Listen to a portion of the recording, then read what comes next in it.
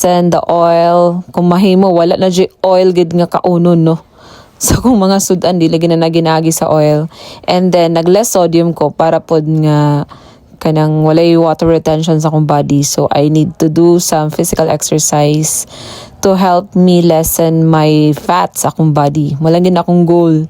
Weight loss, of course, siguro diha nata padulong, no? Pahinahinay from 73 na nata sa 67. Wow, grabe. Paspas, no? 2 months ragali siya, pero you know, we need to do more exercise. Balag na ra ko sa bed.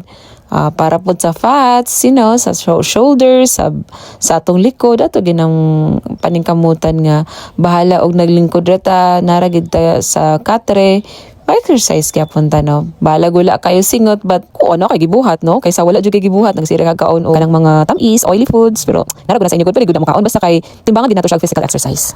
Okay, dani na po sa part sa atong pag-practice sa atong crutches. So, I'm ready now for my breakfast. So, gawas na ko. Mahumanan na ako tanan mga exercises sa akong face, sa akong body, leg, shoulder, and everything. So, din na punta sa atong pagkaon. So, guys, let me share you my breakfast for this morning. Muna siya, natay oatmeal, natay egg, pero white lang sa akong kinakaon karon, guys. Dili sa ako sa yellow, no, maglikay sa ata sa bad cholesterol. And then, I have kangkong leaves. Kuha na sila gi-steam para lang nga lami-lami kay kinahanglan man jud ko green kay wala ba ko inom-inom og gatas, no. So, this is it. This is my journey. This is my journey from Bell's palsy up to fractured foot. Grabe gid nga pagsulay sa akong kinabuhi karon, guys. This year is very kana batong akong ginapasalamatan ng Ginoo kay there was promotion sa work. On January, sus pagka February nagsakit, Bell's palsy.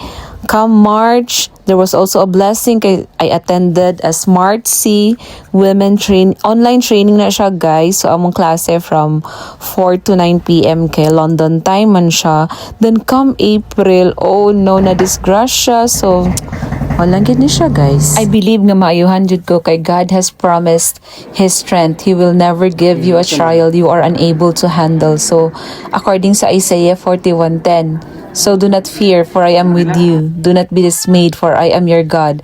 I will strengthen you and help you. I will uphold you with my righteous right hand.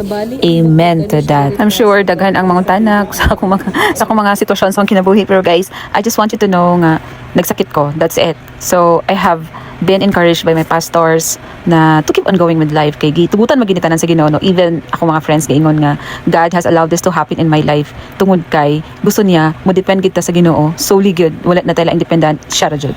Thank you guys for watching this video and day 2 life update. Bye everyone.